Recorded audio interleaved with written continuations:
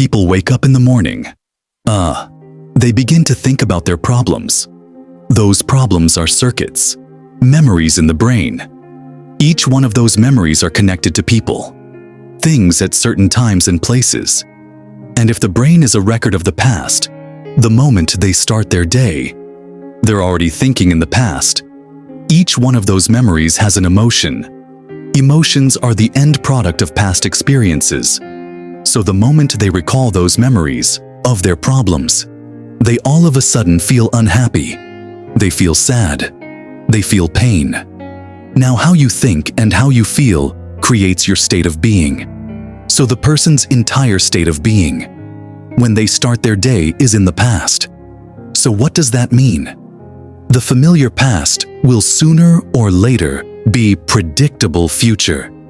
So if you believe that your thoughts have something to do with your destiny, and you can't think greater than how you feel, our feelings have become the means of thinking. By very definition of emotions, you're thinking in the past. And for the most part, you're gonna keep creating the same life. So then people grab their cell phone, they check their WhatsApp, they check their texts, they check their emails, they check their Facebook posted on Facebook, to tweet something to Instagram, to check the news, and now they feel really connected. And then they go through a series of routine behaviors. Get out of bed on the same side. They go to the toilet. They get a cup of coffee. They take a shower. They get dressed. They drive to work the same way. They do the same things. They see the same people push the same motion buttons. And that becomes the routine. And it becomes like a program. So now they've lost their free will to a program. And there's no unseen hand doing it to them. So when it comes time to change, the redundancy of that cycle becomes a subconscious program. So now 95% of who we are by the time we're 35 years old is a memorized set of behaviors, emotional reactions, unconscious habits, hardwired attitudes, beliefs and perceptions that function like a computer program. So then person can say with their 5% of their conscious mind, I want to be health, I want to be happy, I want to be free. But the body is on a whole different program.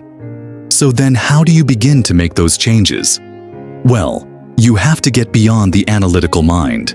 Because what separates the conscious mind from the subconscious mind is the analytical mind. And that's where meditation comes in.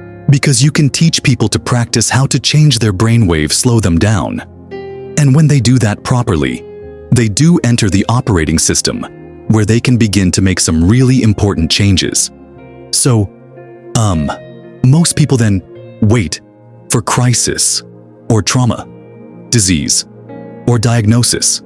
You know, they wait for loss, some tragedy to make up their mind to change. And my message is, why wait? And you can learn and change in a state of pain and suffering, or you can learn and change in a state of joy and inspiration. I think right now, the cool thing is that people are waking up. Most people spend 70% of their life living in survival and living in stress. So they're always anticipating the worst case scenario based on a past experience. And they're literally out of the infinite potentials in the quantum field. They're selecting the worst possible outcome, and they're beginning to emotionally embrace it with fear, and they're conditioning their body into a state of fear. Do that enough times, body has a panic attack without you. You can't even predict it, because it's programmed subconsciously. So people become addicted to the rush of those emotions, and they use the problems and conditions in their life to reaffirm their limitation. So at least they can feel something. So now, when it comes time to change, you say the person, why are you this way? Well, every time they recall the event, they're producing the same chemistry in their brain and body, as if the event is occurring, firing and wiring the same circuits, and sending the same emotional signature to the body. What's the relevance behind that? Well, your body is your unconscious mind in a sense. If you're sitting down and you start thinking about some future worst-case scenario that you're conjuring up in your mind, and you begin to feel the emotion of that event, Your body doesn't know the difference between the event that's taking place in your world, out of world, and what you're created by emotion or thought alone. So most people then, they're constantly reaffirming their emotional states. So when it comes time to give up that emotion, they can say, I really want to do it. But really, the body is stronger than the mind, 'cause it's been conditioned that way. So the servant now has become the master and the person. All of a sudden, once they step into that unknown, they'd rather feel guilt and suffering, 'cause at least they can predict it. Being the unknown is a scary place for most people, because the unknown is uncertain. And people say to me, well, I can't predict my future. I'm in the unknown. And I always say, the best way to predict your future is to create it. Not from the known, but from the unknown. What thoughts do you want to fire and wire in your brain? What behaviors do you want to demonstrate in one day? The act of rehearsing the mentally closing your eyes and rehearsing the action. The rehearsing, the reaction of what you want, or the action of what you want by closing your eyes and mentally rehearsing some action. If you're truly present, the brain does not know the difference between what you're imaging and what you're experiencing in 3D world. So then you begin to install the neurological hardware in your brain to look like the event has already occurred. Now your brain is no longer a record of the past. Now it's a map to the future. And if you keep doing it, priming it that way, the hardware becomes a software program.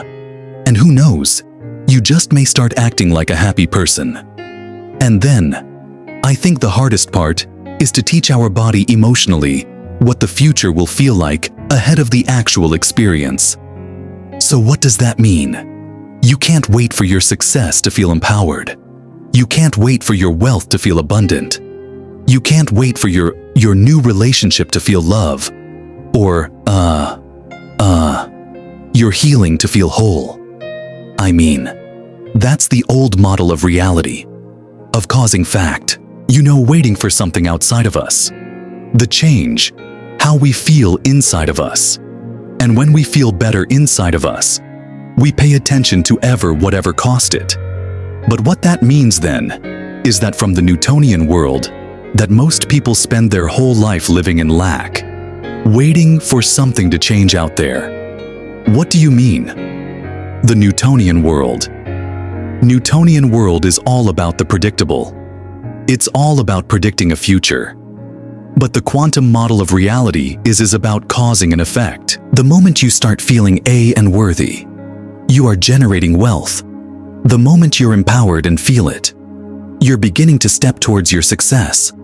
The moment you start feeling whole, your healing begins.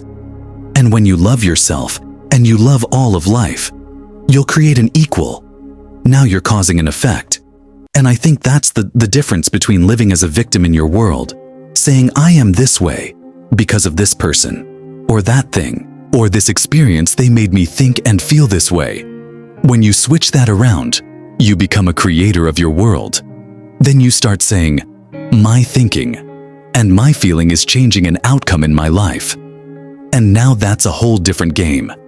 And we start believing more that we're creators of reality. And most people, when they have a thought, they just think that that's the truth. And I think one of my greatest realizations in my own journey was just because you have a thought doesn't necessarily mean it's true.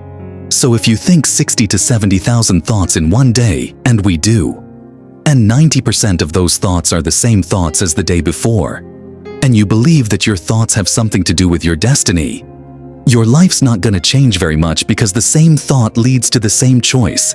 The same choice leads to the same behavior. The same behavior creates the same experience, and the same experience produces the same emotion. And so, then the act of becoming conscious of this process, to begin to become more aware of how you think, how you act, and how you feel. It's called metacognition. And so then why is that important? Because the more conscious you become of those unconscious states of mind and body, the less likely you're going to go unconscious during the day and not thought. is not going to slip by your awareness unchecked. Because it means to know thyself, and the word meditation means to become familiar with.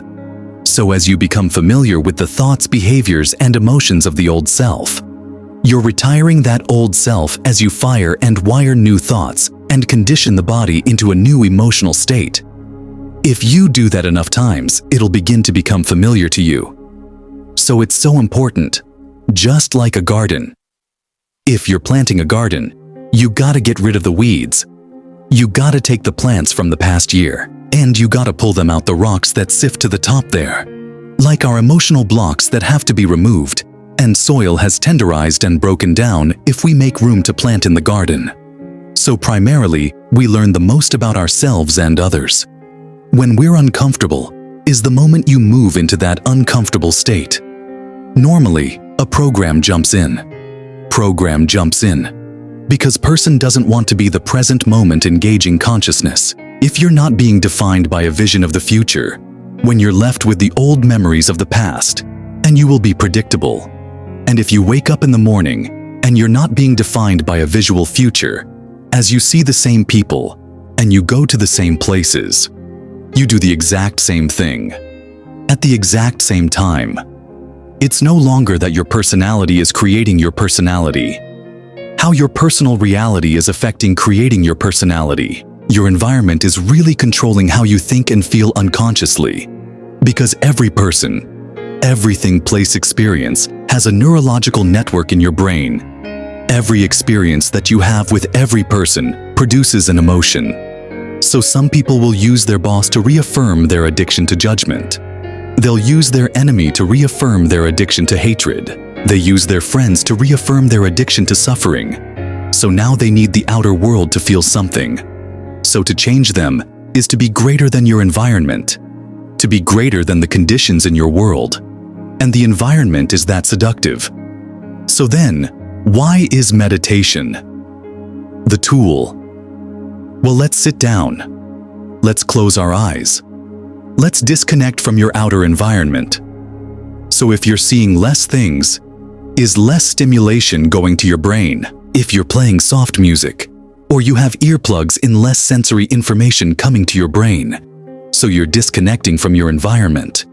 If you can sit your body down and tell it to stay, like an animal, stay right here.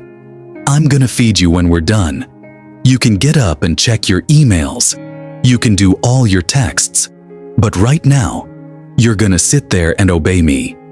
So then when you do that properly, and you're not eating anything, or smelling anything, or tasting anything, you're not up experiencing and feeling anything, you would have to agree with me that you're being defined by a thought. Right. So when the body wants to go back to its emotional past, and you become aware that your attention is on that emotion, and where you place your attention is where you place your energy. You're siphoning your energy out of the present moment into the past, and you become aware of that, and you settle your body back down in the present moment.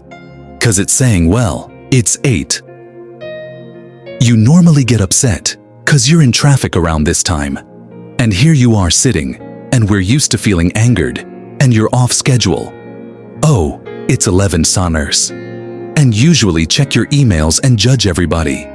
Well, the body's looking for that predictable chemical state. Every time you become aware that you're doing that, and your body is craving those emotions, and you settle it back down into the present moment, you're telling the body, it's no longer the mind that you're the mind, and now your will is getting greater than the program.